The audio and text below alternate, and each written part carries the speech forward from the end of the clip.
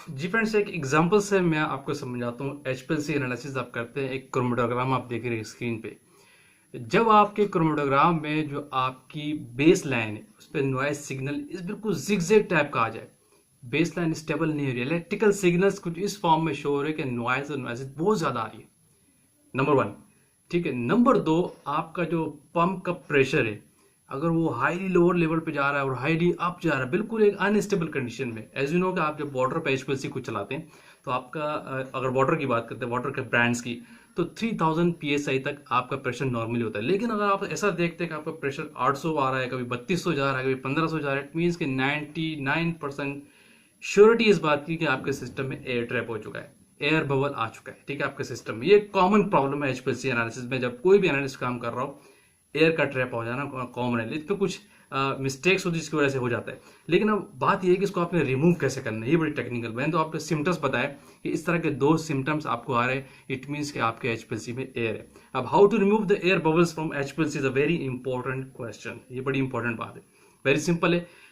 इस पे दो तरीके, एक तो पर्जिंग का वेरी कॉमन सा तरीका है, आपके पास पर्ज वाल होता है, सही है। उस पर्ज वाल के थ्रू आप अपने सिस्टम की एयर रिमूव कर सकते हैं। लेकिन यहाँ एक point to be noted, very important, वो ये है कि जब भी आपने पर्ज वॉल को करना है तो उसके लिए आपका सिस्टम का जो टेम्परेचर के अलावा जो आपका फ्लो रेट है वो 5 ml पर मिनट तक होना चाहिए। लेकिन यहाँ पॉइंट जो याद करने का है, अगर आप 5 ml फ्लो रेट पे सिस्टम को चला रहे हैं, उससे पहले 5 ml करने से पहले आपने पहले पर्ज वॉल ऑन कर देना है, पर्ज वॉल को खोल देना है। ठीक है।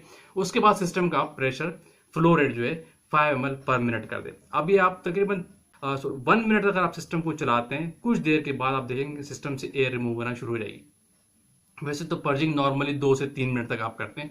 इस सिस्टम के थ्रू आपके सिस्टम से एयर पर्ज के थ्रू एयर निकलना शुरू हो जाएगा। अगर 5 मिनट बाद पहले आपने फिर दोबारा फ्लो को रोकना है, फिर पर्ज वॉल ऑफ करना है। अगर आपने इसमें आगे पीछे किया, यानी फ्लो रेट पहले ऑन कर दिया, पर्ज वॉल बाद में खोला, तो आपकी प्लंजर वगैरह, सीले वगैरह टूट जाएंगी, फट सकती है, याद रखिएगा।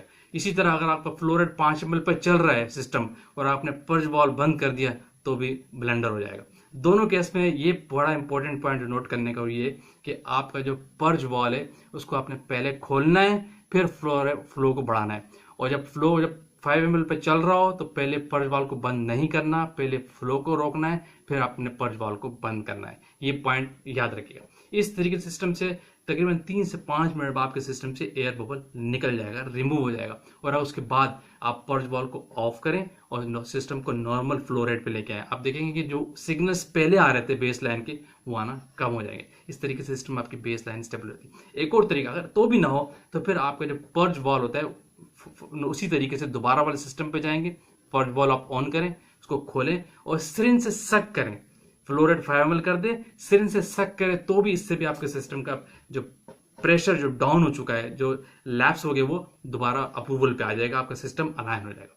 ये एक वेरी कॉमन प्रॉब्लम है और इस तरीके से आप वेरी इजीली अपने सिस्टम के जो एयर बबल है वो रिमूव करते हैं पर सिस्टम से। यहाँ एक बात और बता दूं, जो वाटर का जो ब्रांड है, क्योंकि वाटर के ब्रांड अब ज्यादातर यूज होता है, उसमें प्रैप सिस्टम होता है। जब भी उस पर रिकमेंडेड ही है, जब भी आप वाटर का ब्रांड यूज करें तो अपने सिस्टम को पहले प्रैप कर ले। उसके लिए सिस्टम में एक प्रैप का बटन होता है, ऑप्शन होता है। प्रैप चलाने से पहले अपने सिस्टम से कॉलम को हटा के यूनियन लगा दे उसकी जगह पे, और अपने सिस्टम को डेली बिफोर एनालिसिस लाजमी प्रैप किया करें। इससे भी जो एयर बबल्स होते हैं, जो जब प्रॉब्लम्स होते हैं, वो सिस्टम रिमूव हो जाता है, सिस्टम आइडल कंडीशन पे आ जाता है। ठीक है।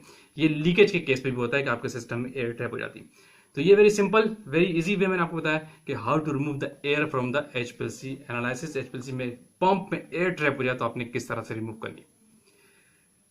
आप देख रहे थे मेरा चैनल वॉइस ऑफ कियानी और मैं था सफदर खान कियानी। चैनल पे जो न्यू है वो लाजमी सब्सक्राइब कीजिए ताकि इस तरह की टेक्निकल वीडियोस आप तक पहुंचती रहे। Thank you for watching. अल्लाह हाफिज़।